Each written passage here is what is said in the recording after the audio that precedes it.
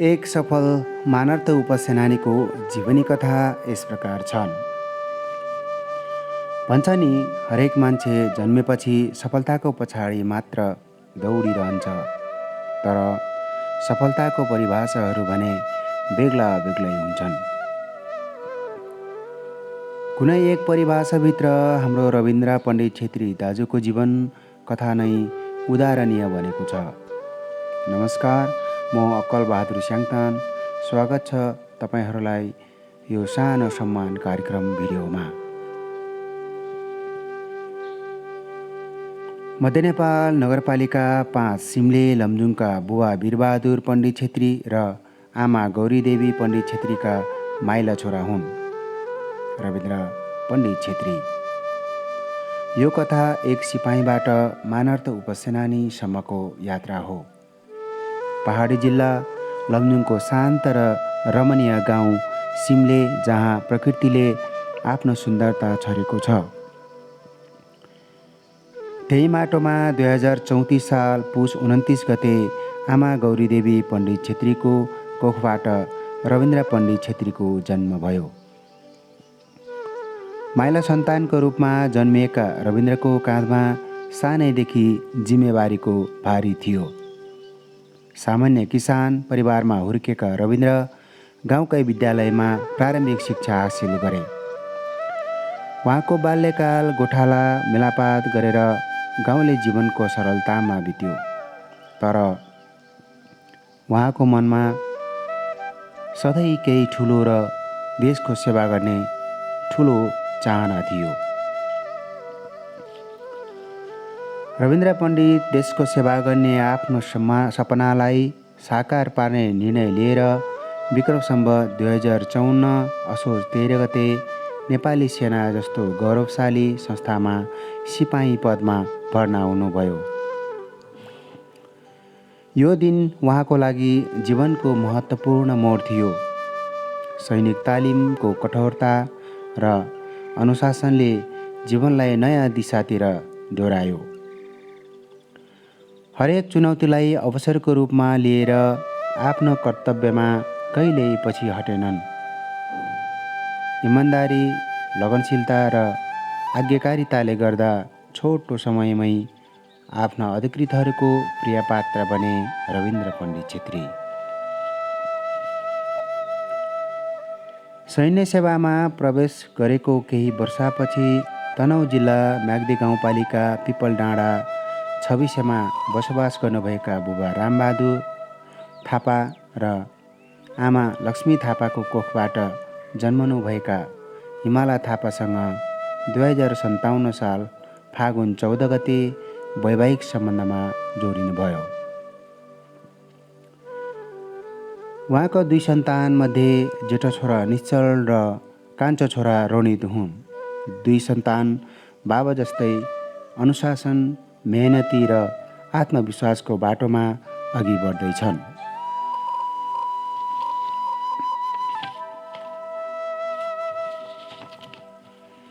सेनामा सेवा गर्नु भनेको राष्ट्रप्रतिको वचन हो।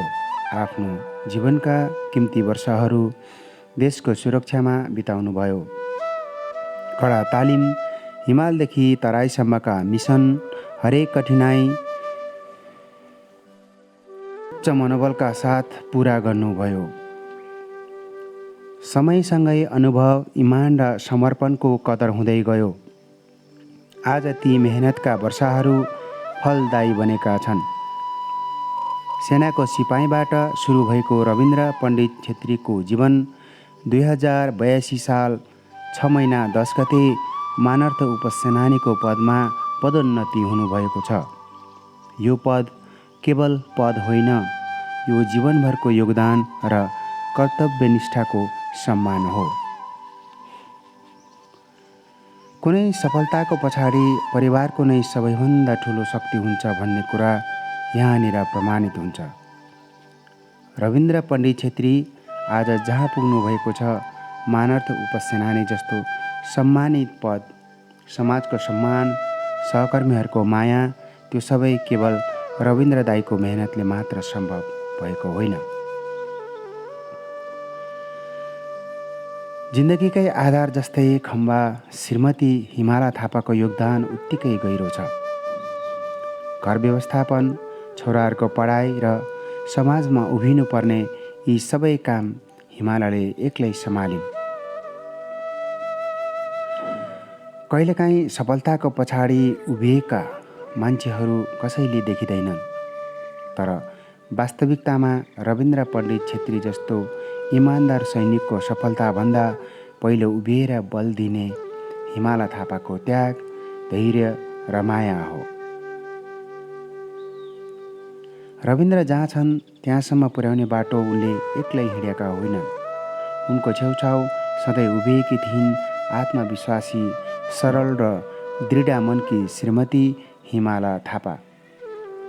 हिमाला थापाको मुस्कान, धैर्य र सहयोग नै रविन्द्रजीको सफलताको अदृश्य पाना हो।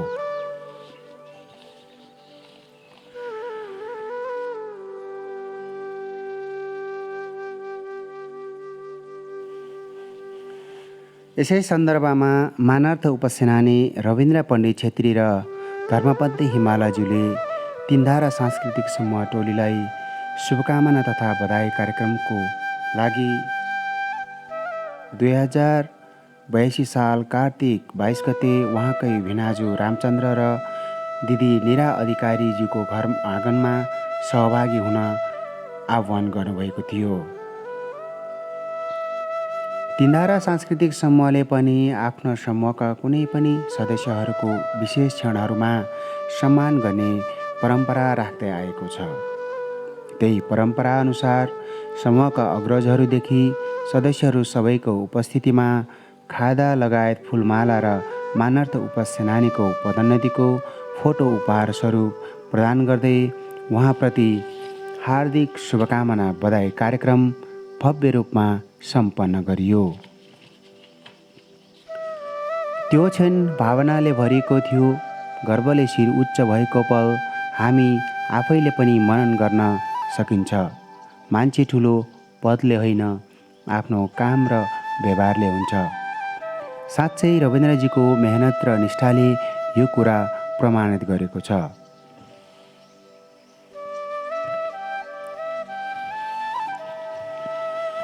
रविन्द्र दाइको सम्मान कार्यक्रम औपचारिक कार्यक्रममै सीमित रहेनन्। यो त माया, सम्मान र आत्मीयताले भरिएको एक अविस्मरणीय जमघट नै बन्यो।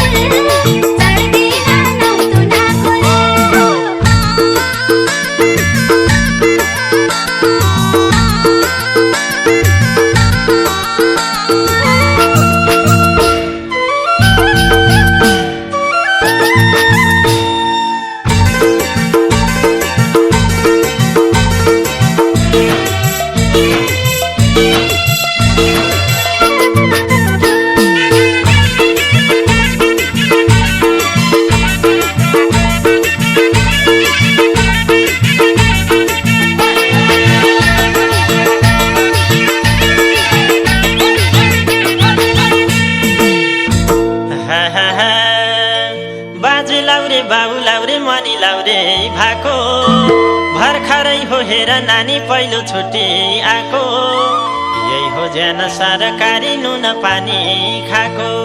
हे बरै अचार किन चाहिने जो म त लाहुरे गोर्खापटनको, घाँसौली चमेलीको तेल चढौली नौकुनाको रे। म त लाहुरे गोर्खापटनको, घाँसौली चमेलीको तेल चढौली नौकुनाको रे। घाँसौली चमेलीको तेल चढौली नौकुनाको रे।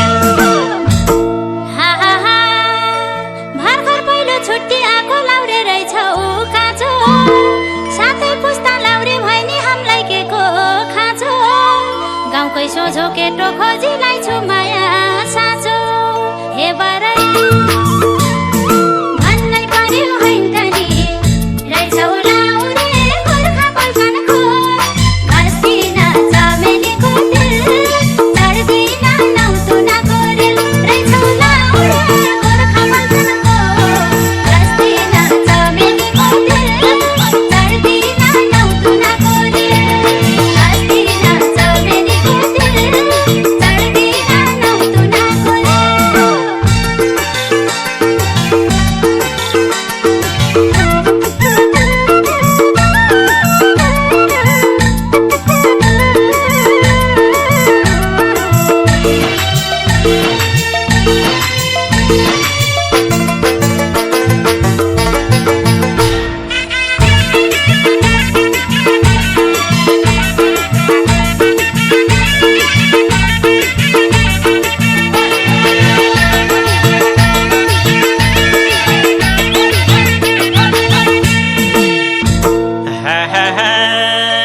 गोजीभरि धन हुनेको सबले गाउँछन् जय। हेर नानी सोझाका त अब दिन गए, यही चाल भए तिम्रा दिन नि नसुध्रानी भए। सुन्यौ त अचार किन चाहिने जो म त लाहुरे गोर्खापल्टनको, घाँसौली चमेलीको तेल चढौली नौकुनाको रे। म त लाहुरे गोर्खापल्टनको, घाँसौली चमेलीको तेल चढौली नौकुनाको रे। घाँसौली चमेलीको तेल चढौली नौकुनाको रे।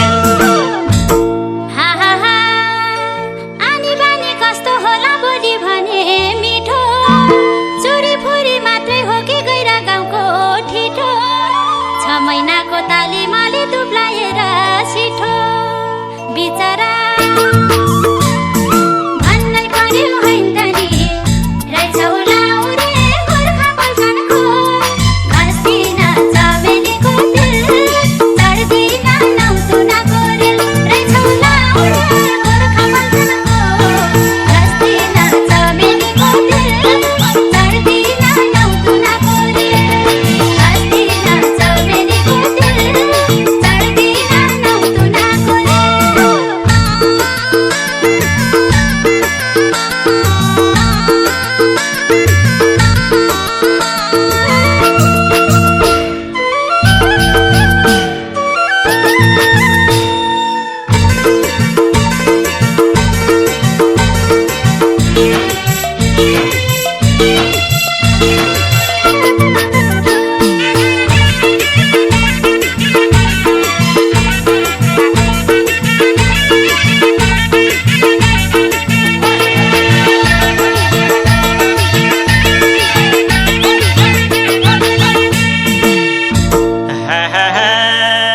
मान्छे दुब्लो देखिनेको आत हुन्छ डरो, भेट्दा बरा भन्नेले त खान्ने हुन् कि जरो। अन्तै माया लाकी भए केटी ठाउना परो हैन र। अचार किन चाहिने जो म त लाहुरे गोर्खापल्टनको, घाँसौली चमेलीको तेल चढौली नौकुनाको रे। म त लाहुरे गोर्खापल्टनको, घाँसौली चमेलीको तेल चढौली नौकुनाको रे। घाँसौली चमेलीको तेल चढौली नौकुनाको रे। उमेर बढ्यो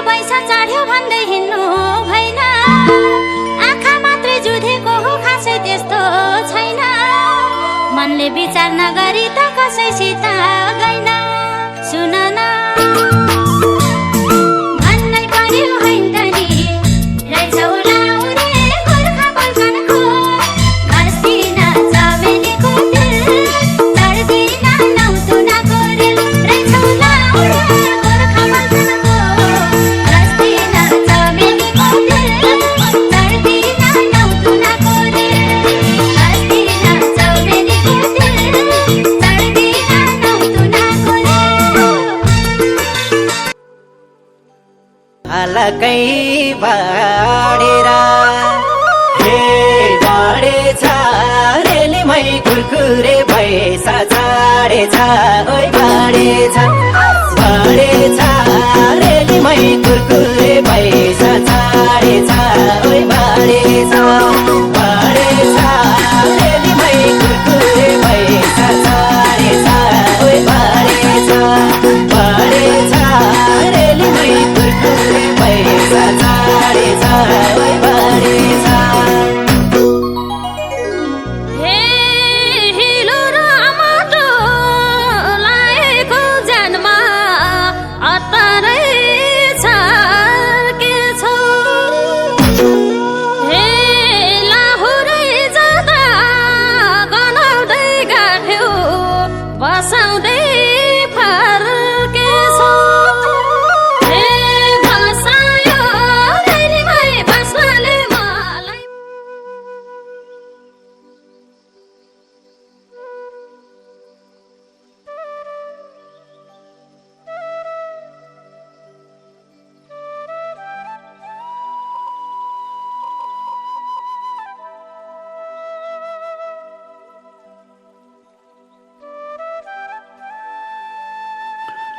विशेष कार्यक्रमपछि गरिएको मिठो भोजनको सुरुवातमा तातो खाना स्वादिलो र विभिन्न परिकारहरूले झनै सबैको मन आकर्षित बनाएको थियो।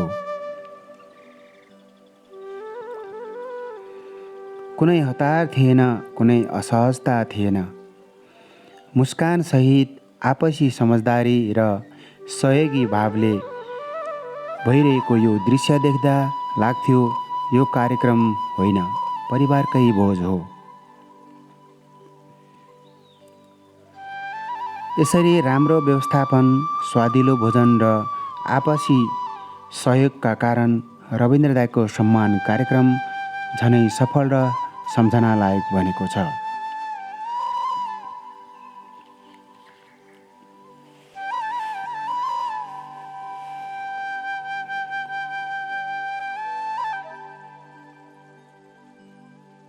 यो व्यवस्थापन गर्न खटिनुभएका सबै तीनधारा सांस्कृतिक समूहका दाजुभाइ तथा दिदीबहिनीहरू प्रशंसाका पात्र हुनुहुन्छ। यसले हाम्रो समूहको एकता, संस्कार र सम्मान गर्ने संस्कृतिलाई अझै मजबुत बनाएको छ।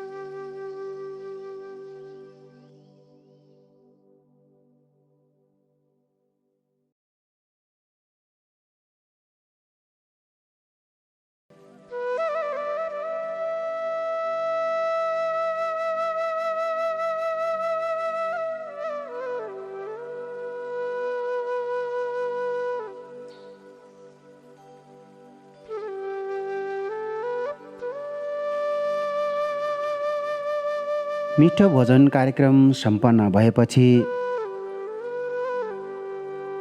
रविन्द्रजी र धर्मपत्नी हिमालयजीले पनि आफ्नो तर्फबाट समूहप्रतिको आभार व्यक्त गर्दै धन्यवाद स्वरूप 14,110 रकम समूहलाई सहयोग गर्नुभएको छ।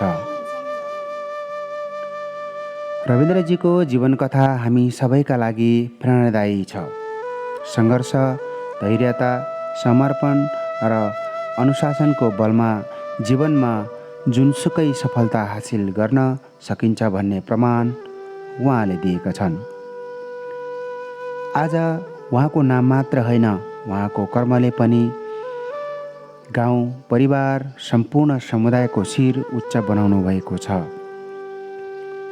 सम्पूर्ण तीनधारा सांस्कृतिक समूहको तर्फबाट मानर्थ उपसेनानी रविन्द्र पण्डित छेत्रीज्यूलाई देश सेवामा निरन्तर प्रगति, परिवारमा सुख शान्ति, जीवनमा अझै उच्च सफलता मिलोस् र धर्मपत्नी हिमाला पण्डित छेत्री र सम्पूर्ण परिवारजनमा यही कामना गर्दै कार्यक्रमलाई समापन गरिएको छ। धन्यवाद।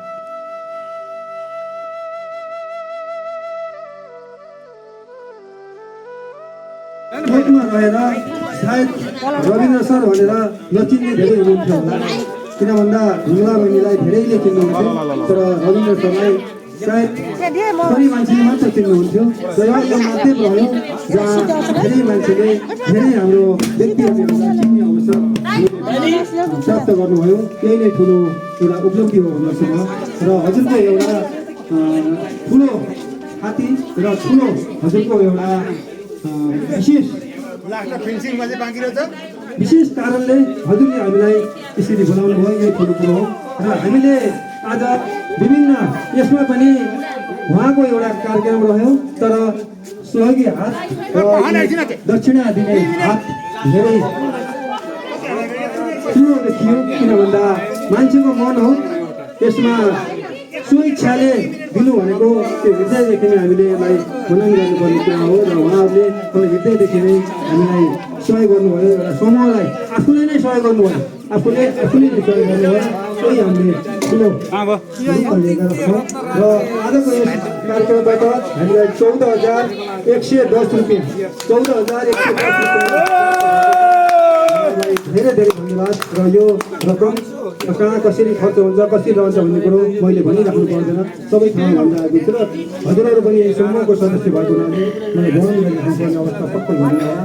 र अन्तिममा फेरि पनि हजुरलाई हाम्रो तीनधारा सांस्कृतिक समूहको तर्फबाट धेरैभन्दा धेरै बधाई र हजुरको सम्पूर्ण परिवार र हजुरको सम्पूर्ण आफन्तगण सम्पूर्णमा सुस्वास्थ्य, दीर्घायु र उत्तरोत्तर प्रगतिको हार्दिक मनोरम शुभकामना हाम्रो समूहको तर्फबाट व्यक्त गर्न चाहन्छौँ। र हामीले कार्यक्रम गर्दै जाँदा केही अपुग र केही त्रुटि भएको खण्डमा क्षमा प्राप्ति गर्दै आजको कार्यक्रमलाई यही अन्त्य गर्दै मैले 2-4 शब्द हाम्रो रविन्द्र सरबाट प्रस्तुत गर्न हार्दिक अनुरोध गर्दछु।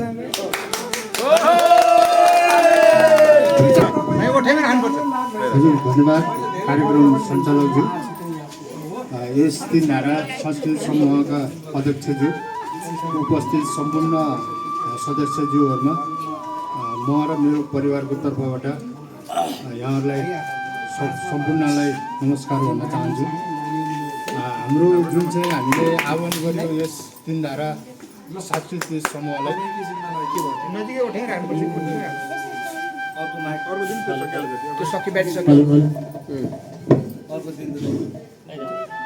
जुन किसिमले आह्वान गर्नुभयो हामीलाई चाहिँ सम्मान गर्नलाई, यो सम्मान चाहिँ हामीलाई एकदम अतुलनीय छ।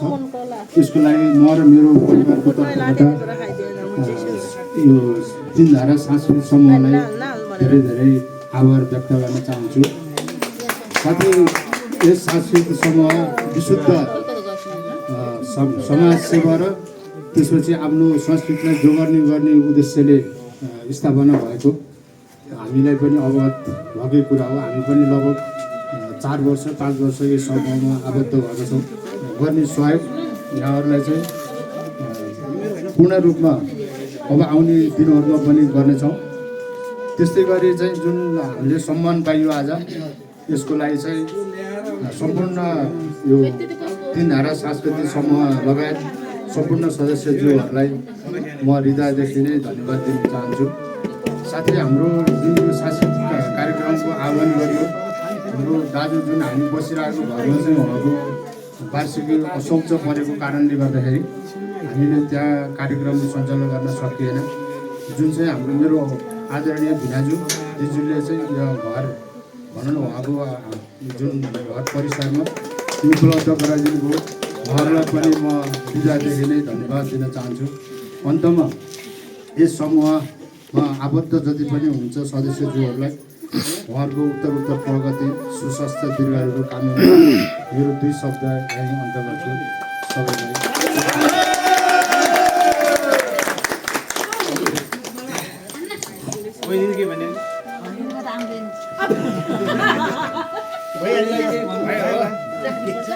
आजको कार्यक्रम यही अन्त भएको घोषणा सहित फेरि पनि यस्तै मौका उहाँबाट मिल्नेछ र फेरि यस्तै अवसर मिल्नेछ भन्ने अपेक्षा गर्छु। आज कार्यक्रम समाप्त भएको घोषणा गर्छु। धन्यवाद।